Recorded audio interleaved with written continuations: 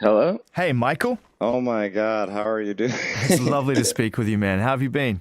I have so many questions for you. Like since our last discussion, which was it was like one of the last interviews you did at BBC, yeah? That's correct. You came in. It was one. I remember it was a wonderful experience, and since then, obviously, Michael, you have been busy, kind of reorganizing your priorities and taking a look at things from a distance, which I think everybody needs to do at some point. Because when you make music and you try and release records, and that race, it's a race, and it can be all consuming, and it just feels like to me you've stepped out of the race, and it doesn't mean you're not going to keep doing what you love to do, but you don't want to race anymore. Does that make sense? Yeah, I mean, who decided it was going to be a race? You know what I mean? It's like at a certain point, you just start realizing like artists don't really talk to each other.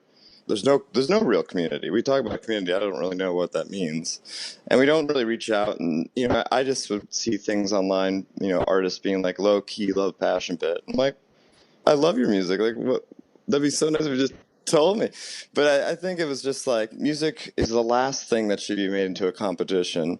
And on top of that, it's like, what are we even racing for if we don't know what the end goal is really, and it's constantly in flux. If that's even giving it too much credit, really. But if we don't really know what it looks like, then we are actually in like a little like hamster wheel. We're just spinning and spinning, and then we're just next thing you know, we're having to take time off, and time off means like we're exhausted, and it's just it's just a whole thing that I realized the conversation I'd be having about myself was actually a much more universal conversation, and that's when I decided like, all right, before I mean, I'm always gonna make music, but I'd like the world that I make it in to be at least a little safer. And I don't know, I just kind of fell into it. So Yeah, and you're leading by example with this new album called Tremendous Sea of Love.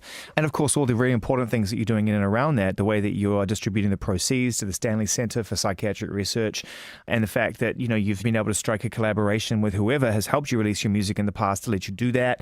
And it feels to me like it's, the timing is right. And it's a sensitive thing to bring up, but it feels like more often than not, I wake up in the morning and I find another hero or another musician or somebody else succumb to some form of depression or something which just gets on top of them. And it seems to be really happening a lot at the moment. And I'm sure that even as you are seeing this occur and all the effort that you're doing to try and start a conversation and start a community and get people talking to each other, that you understand that this is reaching a tipping point now. well, I mean, I think you and I can both agree that in a sense at least, I mean, I've finally just decided to go to the data. There is enormous data on what you're talking about and what I've been talking about. Because in 2012, when I started talking about this stuff, it was out of necessity because I said mental health reasons and I wanted to keep it pretty private. But it was like the type of reaction you'd get if you just put your middle finger up and just walked away from a bunch of people trying to hand you money. I was kind of forced in a way out of fear to just talk about my mental health issues. Like, Well, you'd also made an album where you'd been incredibly honest about that. This is the thing about Passion Pit and about your music is, you dress them up in beautiful, shiny, wonderful outfits. But under the outfits, are some very serious emotions that you have always been very honest about. because life's not one, it's not an emoji that perfectly sums up one feeling. It's a marble. It's like a marble's not one color. Marble's many colors. And I just always think of Passion Pit as the most like human way of explaining something. The entire thing is what bipolar disorder sounds like to me. I mean, I've never actually ever said this on the radio, so I'll just go ahead and say it. I remember I had a conversation with someone when I was at the BBC about doing a Radio 1 documentary about obsessive compulsive disorder, which I suffer quite seriously from, and the knock-on effect that has towards anxiety and such. Oh my God, yeah. And we had conversations about it, and I pulled up. I pulled up before it was made and said, look, I'm not ready personally to spearhead this documentary. I need to go ahead and understand it a little bit better myself.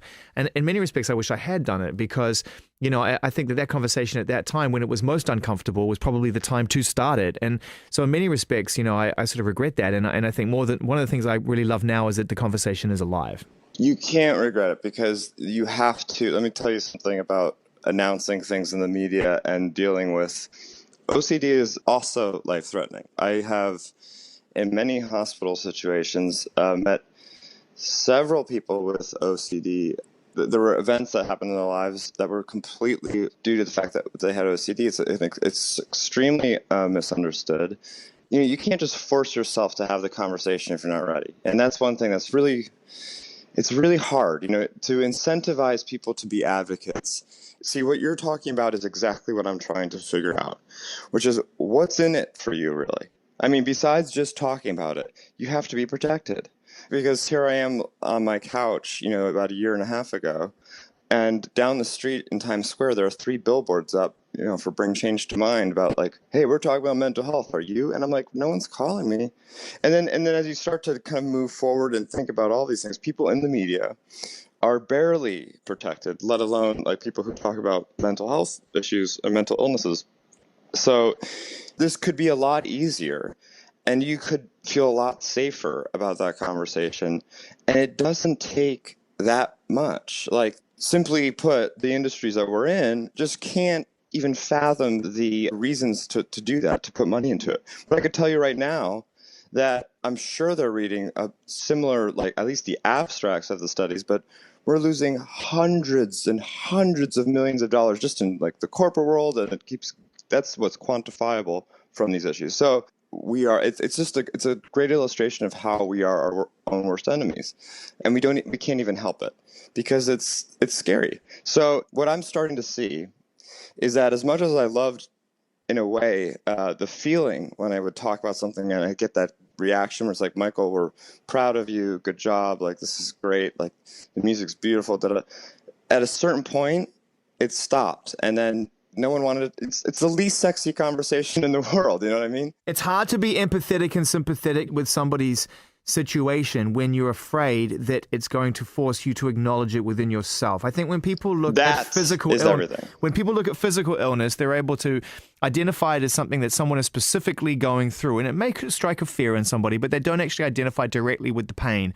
When somebody says, I'm going through a fear of loneliness, depression, anxiety, obsessive compulsive disorder, whatever they're going through at that moment in time, of which there are many, many different shades, ultimately it forces people to say, well, hang on, that sounds a little bit like me on a Wednesday.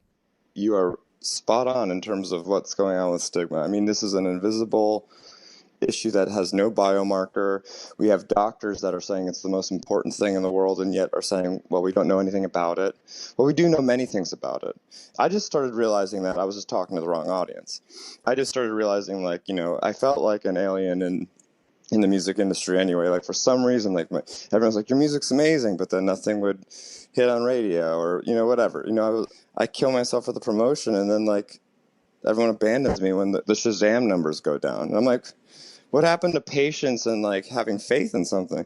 And so suddenly I was like, well, my music might mean a lot more if it just goes someplace that matters to me and to other people. Like, this is a world that needs financing in places that, like, we all benefit from, top to bottom.